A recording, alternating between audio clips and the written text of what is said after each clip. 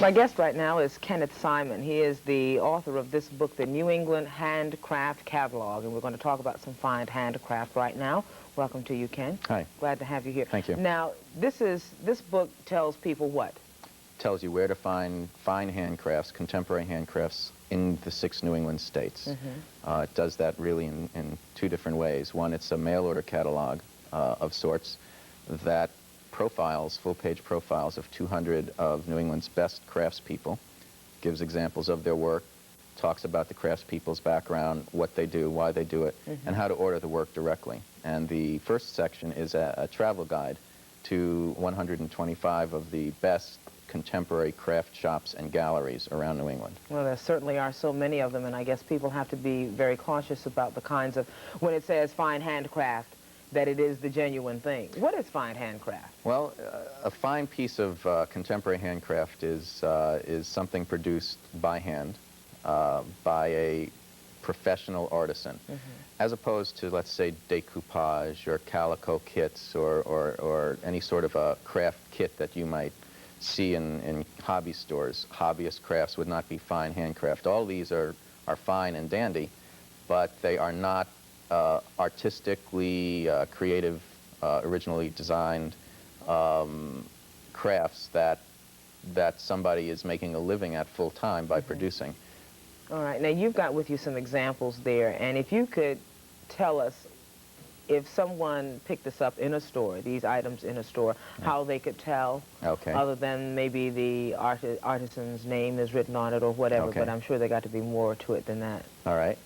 What I did was bring 4 examples of craft. A fine piece of handcraft can be either functional or non-functional. For instance, this is about as simple a piece of craft as you can get. It's a humble coffee mug, which I took out of my kitchen, and it's got a little pig face on the handle, and you can probably buy this for $4.50 to $6.50 in a craft shop, and it's a work of art.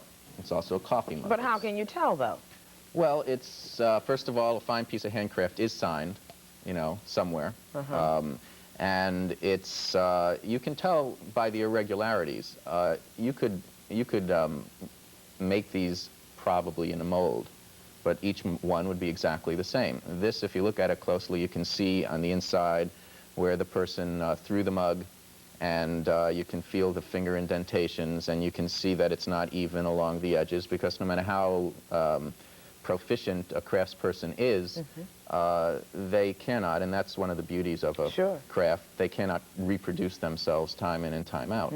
This is also an example of what we would call a limited edition piece of craft, as opposed to one of a kind, where the craftsperson might be producing multiples of hundreds of these, one at a time, each with its own character, each with its own personality, for resale to retail outlets. All right, let's look at some of the other items there. This is a woolen scarf that it sells for about 30, I have the price tag on it here, $22. And it's produced by some people in Vermont. And it's hand-woven. Now, actually, I could not tell you. I'm not a fiber expert. And if I were in a store, I could not tell the difference between a hand-woven piece of fiber or not. As long as it didn't have a tag and it made in Taiwan. Exactly. Well, you know, that's true. New England's craft community and actually the American craft community is one thing that, no matter how popular it gets, cannot be exported to Hong Kong or Taiwan. Now, this is a pocketbook. Pocketbook. And it sells for $60, which I think is not out of line with mass-produced leather handbags. Once again, you can tell by the stitching. It's not... now, craftspeople will use power tools in their work to make it easier. They'll use sewing machines. Certainly, a woodworker will use power saws and so on. But if you look closely, you can see that it's not as slick and not as sophisticated. It's as sophisticated, but it's not as stamped out, if you will, as a store-bought or factory-produced handbag. Okay. The last thing I have here is an example of something that is not practical at all, as far as I know, and it's a Jester on a stick, I guess. It must be. And it was made by a young woman in Vermont, Annie Sears, and this is a porcelain head, and she did this on her, sewed these fabrics together, and there's a little bell on the end, and this is a hand-turned piece of wood, and she also makes these in the form of marionettes. This sells for about $70 retail, Sure. and it's one of a kind. Conversation piece. It's a, for the coffee table. Exactly, or the desk in your office. All right. Yes. Shaking in someone's face. Now, you brought with you some more pictures of some fine handcrafts, so why don't we take a look at some of that now? What are we looking at here, Ken? That's a hand-blown lamp made by Glass Blower in Connecticut. That's a portion of it that we're looking at. It's a $400 lamp. It's one of a kind, and it's sort of an Art Nouveau design. All right. That's made by the same artisan. That's a dish that sells for $200, and it's got an iridescent finish, which is done with chemicals. When the glass is hot, they roll it in the finish, and it takes on that luster. Okay. This is also blown glass. It's a compote dish, and it is worked as all the other glass pieces at temperatures that approximate 2,500 degrees, which is white hot. The thing about blown glass is that when there's a design involved or color involved, the artisan is working it in its white hot form, and it's basically a molten glob on the end of a blowpipe. And this, and I think the next piece also, is done by the same artisan. How much does this set run for? That goblet the goblets are about $35, $40 a piece, and the decanter is $110. And these are also limited edition. The design changes with each set. That's a hand-blown perfume bottle, which is made by a Connecticut artisan, and that sells for about $90. If you look closely, you can see the floral pattern. That's very difficult to do when you're working with glass that's a little thicker than water as far as its consistency. It's about $90. These are hand-turned goblets made by a Vermont woodworker, and they sell for about $45 a piece, made of hardwoods, and they're about 8 inches tall, so they're quite tall. I think the next shot is also by the same woodworker, which are beer mugs, if I'm not mistaken. And those are quite handsome mugs, and they're lined with porcelain, which is slip-cast porcelain. They sell for about $25 to $30. This is a butterfly made entirely of hand-carved wood, and it's made by a Massachusetts woodworker who has produced thousands of these over the years.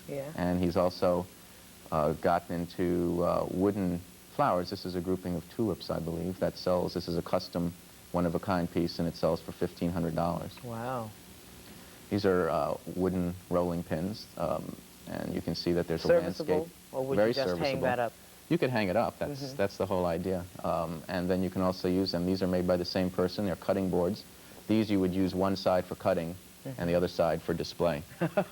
At least I would. They're about $45. This is a wooden clock that sells for $60 to $80, depending on the hardwood used.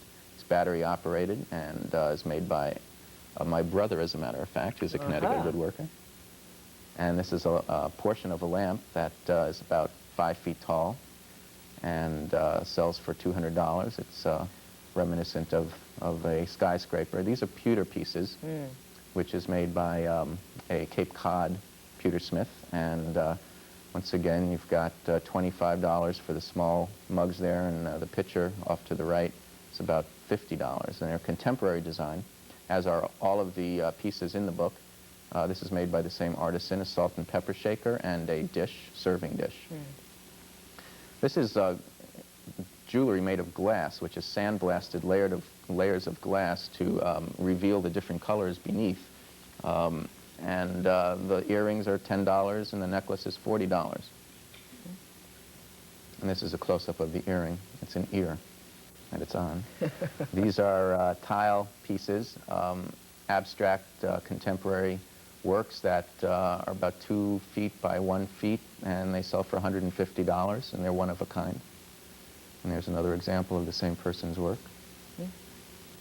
And these are clay water fountains that stand anywhere from 2 to 5 feet tall and sell from $500 to $1,500 with a self-contained pump. And this is made by the same gentleman. This is a 5-gallon aquarium. It sells for about $450 and comes in 15-gallon models as well. Just some of the things that you can find if you look for them, and they're all in this book, the New England Handcraft Catalog. So perhaps you should pick the book up before you start searching for those fine pieces of handcraft that you'd like to add to any collection or start a collection. Thank you so much. Thank you. Kenneth Simon is the author.